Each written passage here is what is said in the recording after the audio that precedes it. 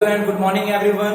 मैं भरत सिंह, आप सभी को हमारा प्रणाम। और आज महर्षि वाल्मीकि जयंती के शुभ अवसर पे आप सभी को हार्दिक शुभकामनाएं। और आज इस वीडियो में हम लोग जानते हैं, देखते हैं कि आखिर महर्षि वाल्मीकि जी का जन्म कहाँ हुआ, कैसे हुआ, उनका लालन पालन कहाँ हुआ, उन्होंने रामायण की रचना की, किस भाषा में की, कैसे उन्होंने इसको जो है वो एक स्वरूप दिया।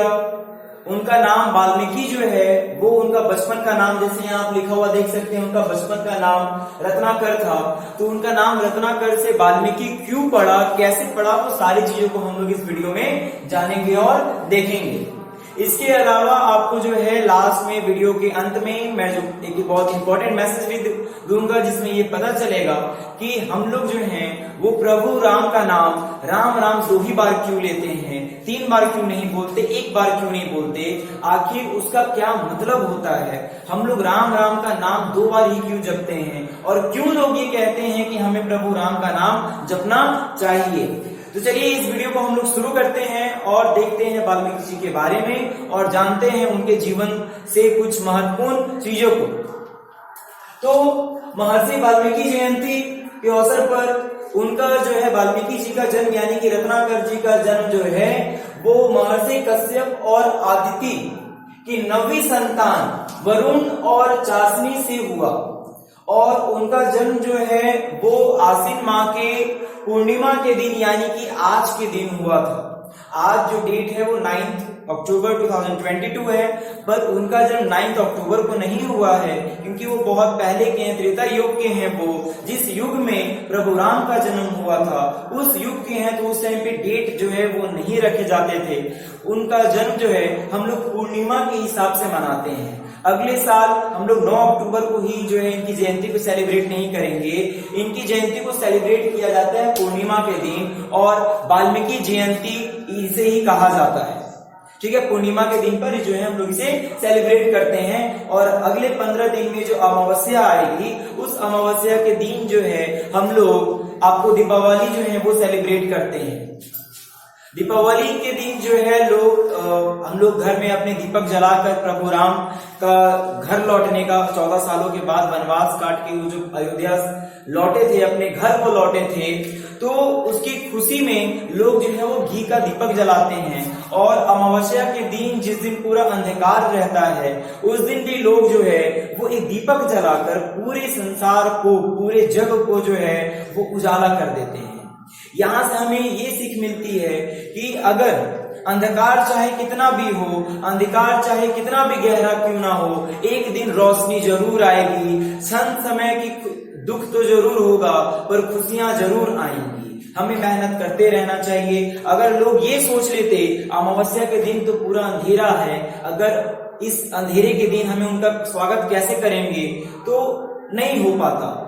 उन लोगों ने दीपक जलाया, दीपक जो है सब लोगों ने जलाया और वो पूर्णिमा से भी ज्यादा जो है उस दिन जो है वो आपको रोशनी आई। तो हम लोग को यहाँ से ये सीख मिलती है कि अगर आप अपने लाइफ में असफल हो रहे हैं, अगर हमारे स्टूडेंट्स या कोई भी व्यक्ति अपनी जिंदगी में, अपने जीवन काल में अगर असफल हो रहा है तो उसे मेहनत करना चाहिए, ना कि उसे हार मान लेनी चाहिए। आपकी 100 असफलता भी जो है वो बेकार हो जाती है अगर आपके मन में जीत की चाह हो। अगर कोई व्यक्ति किसी चीज को जीत कर, किसी रेस को जीत कर भी खुश होता है और उसके सामने हारा हुआ व्यक्ति भी अगर मुस्कुरा दे तो वो अपनी जीत की खुशी को भूल जाता है। तो आप हार कर भी जीतने का एक संकल्प बनाइए, हार कर भी जीतने की कोशिश कीजिए और मेहनत करके अपने आप को सफल बनाइए। चलिए हम लोग आगे देखते हैं। उनका बचपन से जो है उनके मम्मी पापा ने या फिर उनके घर वालों ने, उनके महर्षि परिवार वालों ने जो उन्हें नाम दिया था वो था रत्नाकर।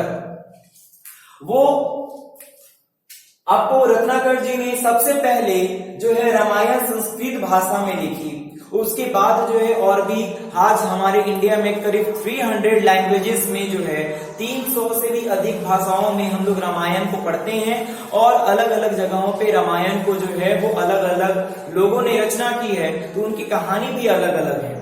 जैसे अगर हम लोग वाल्मीकि जी की बात को छोड़कर अगर हम दूसरे किसी रामायण की बात करते हैं तो सबसे फेमस जो है वो तुलसीदास जी के द्वारा लिखा गया रामचरितमानस है। और रामचरितमानस में जो है वो प्रभु राम को प्रभु की तरह दिखाया गया है, भगवान की तरह दिखाया गया है। पर अगर आप वही वाल्मीकि जी की रामायण पढ़ेंगे तो वहां पर प्रभु राम को जो है वो एक महापुरुष की तरह दिखाया गया है। तो ये जो है वो रामायण में लोगों ने थोड़ा थोड़ा चेंजेस किए हैं, तो बहुत तरह के जैसे 300 लैंग्वेजेस में ये है तो आपको अलग अलग तरह के जो हैं वो कुछ कुछ चेंजेस मिलती हैं, बट सबका मूल भाव एक है, सब में लमसम एक ही चीजें बतलाई गई हैं। वाल्मीकि जी के द्वारा जो रामायण लिखी गई थी वो करीब 24,000 छंदों में, यानी कि जो काव्य होता है, काव्य जो कहते हैं महर्षि लोग जो काव्य कहते हैं वो 24,000 था और उसमें 7 कांडों में उसमें जो है लिखा गया है, जिसमें आपको बालकांड, अयोध्या कांड, उसके बाद इसी तरह से जो है 7 कांडों में ये चीजें लिखी गई हैं और लगभग 500 अध्यायों में इसको वर्णन किया गया है। अब ये जो है हम लोग इनके बाद जो है तुलसीदास ने लिखा और वो आज बहुत फेमस है, आज इसके बारे में हम लोग पढ़ते भी हैं। और रामायण ग्रंथ, ये जितनी भी तरह के ग्रंथ होती है, जिस तरह की पुस्तकें हैं, इन्हें हमें पढ़नी चाहिए और इनसे हमें बहुत कुछ सीखने को मिलती है। आप रामायण पढ़िए, महाभारत पढ़ेंगे, आप गीता पढ़ेंगे या फिर आप जो है वो बाइबल पढ़ेंगे या कुरान पढ़िए, बट इन सभी में सीखने की चीजें होती हैं। ये धर्म के बंटवारे जो होते हैं, धर्म के लिए जो लोग अपने आप को कहते हैं कि हम धर्म बचा रहे हैं और धर्म के लिए लड़ रहे हैं, ये बस एक इनकी मानसिकता है। ये बीमार लोग हैं जो ये कहते हैं कि हम धर्म की रक्षा कर रहे हैं। अरे धर्म जो है वो आज से नहीं, इनके कई युगों के जन्म से पहले से चली आ रही है। तो अगर ये लोग कहते हैं कि हम धर्म की रक्षा करेंगे तो ये अपने दिमाग से जो है वो बीमार है। धर्म की रक्षा हम नहीं कर सकते, हम बस धर्म का पालन कर सकते हैं। किसी प्रभु को, किसी भगवान को आपकी सहायता की, आपकी मदद की, आपके प्रचार की जरूरत नहीं है। आप अपने आप को प्रचार करने के लिए क्या कहते हैं, आप प्रभु राम का, हनुमान जी का, अलग अलग भगवानों का जो है आप नाम ले लेकर करते हैं। आप कहते हैं हम उन्हें बचा रहे हैं। आप उन्हें नहीं, आप अपने आप को बचा रहे हैं, अपने द्वारा किए गए पापों को बचा रहे हैं। तो आगे देखते हैं, आखिर जो है वो रामायण जो इन्होंने लिखी है, जब प्रभु राम 14 साल का वनवास काटकर, जब 14 साल के वनवास काटकर प्रभु राम जो है अयोध्या लौटे और अयोध्या लौटने के बाद ये अपनी सुख समृद्धि के साथ अपने सारे परिवार इन लोग अपना जीवन व्यतीत कर रहे थे। आए कुछ महीने गुजर गए, लोगों ने खुशहाली मना ली। तो इसी क्रम में कुछ महीनों के बाद जो है उनके ही राज दरबार से, उनके ही समाज से जो है एक धोबी ने ये आवाज उठाई, एक प्रश्न उठाया माता सीता के आचरण पर, माता सीता के जो है वो चरित्र पर एक प्रश्न उठाया, रावण के चरित्र पर एक प्रश्न उठाया, जिसमें भरी सभा में सभी लोग जो है वो मौन हो गए, चुप रह गए। और उन्हें भी ये लगने लगा कि आखिर इस धोबी ने जो बात कही है, इस इंसान ने जो बात कही है, वो कहीं ना कहीं सही है। आखिर उस रावण ने, उस राक्षस ने जब माता सीता का हरण किया तो क्या उसने जो है कुछ गलत नहीं किया? ये चीजें लोगों को उस टाइम पर मौन रहे, उन्होंने कुछ कहा नहीं, बट उनका मौन इस बात का प्रतीक था, इस बात का साफ साफ उदाहरण था, इस बात का साफ साफ जवाब था कि वो उस व्यक्ति की बात से, उस धोबी की बात से जो है वो संतुष्ट थे। और ये चीजों को देखकर प्रभु राम को भी बहुत जो है वो दुख हुआ। माता सीता इस दुख को जो है वो बर्दाश्त ना कर सकी और उन्होंने अयोध्या छोड़कर, अपने राज साम्राज्य को छोड़कर, अपने परिवार को छोड़कर, गर्भ अवस्था में ही प्रेग्नेंट थी वो उस टाइम पर, उसी समय में ही उन्होंने अपने राज को छोड़कर जो है वो वन में जाने का फैसला किया। और जब वो वन में गई, अपनी उस अवस्था में गई, तो वो इधर उधर भटक रही थी और उसी क्रम में जो है वो वाल्मीकि जी अपने आराधना में डूबे हुए थे, अपने श्री हरि के भजन में डूबे हुए थे। इन्होंने माता सीता को जब देखा तो इन्होंने अपनी पुत्री के तौर पर इन्हें अपनी पुत्री की तरह इन्हें अपने घर में जो है वो आश्रय दिया। और वहीं पर जो है वो लव और कुश जो कि माता सीता के पुत्र हैं और प्रभु राम के पुत्र हैं, उनका जन्म हुआ था। यूं तो कहा जाता है कि लव और कुश जो हैं वो जुड़वा हैं, तो कहीं कहीं ये भी कहा जाता है कि लव का जन्म हुआ था, कुश को जो है वो बनाया गया। जिस तरह से माता पार्वती के हाथ के मैल से, उनके शरीर के मैल से, मिट्टी से श्री गणेश जी को बनाया गया, उसी तरीके से कुश को भी जो है वो पुआल, जो गाय जो चारा खाती है, जो पुआल खाती है, उस पुआल से जो है वो बनाया गया था। जब बहुत समय पहले की बात है, ऐसा कहानियों में कहा गया है कि जब लव खेल रहे थे जंगल में, तो वो खेलते खेलते कहीं दूर निकल गए और जब माता सीता उन्हें ढूंढने निकली तो वो नहीं मिले। माता सीता जो है इस पे काफी दुखी हो गई और वो काफी चिंतन में चली गई। वो सोचने लगी कि आखिर उनका पुत्र जो है, लव जो है, वो कहाँ चला गया। जब इस चीज को वाल्मीकि जी देखे तो उन्हें अपना बचपन याद आया कि किस तरह से उन्होंने अपने बचपन में उन्हें वीर यानी कि जो आदिवासी समुदाय के जो लोग थे वो उठाकर ले आए थे।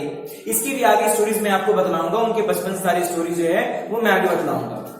तो उन्होंने पुआल से जो है एक प्रतिमा बनाई, एक मूर्ति बनाई और उसमें जान डाल दिया, जो कि लव की तरह ही दिखता था। बट जब वो माता के पास गए तो उन्हें माता ने जब उन्हें गले लगाए तो माता जो है बहुत खुश हुई, बट उससे प्रश्न पूछी कि बेटा तुम कौन हो, तुम लव की तरह दिखते हो पर तुम लव नहीं हो।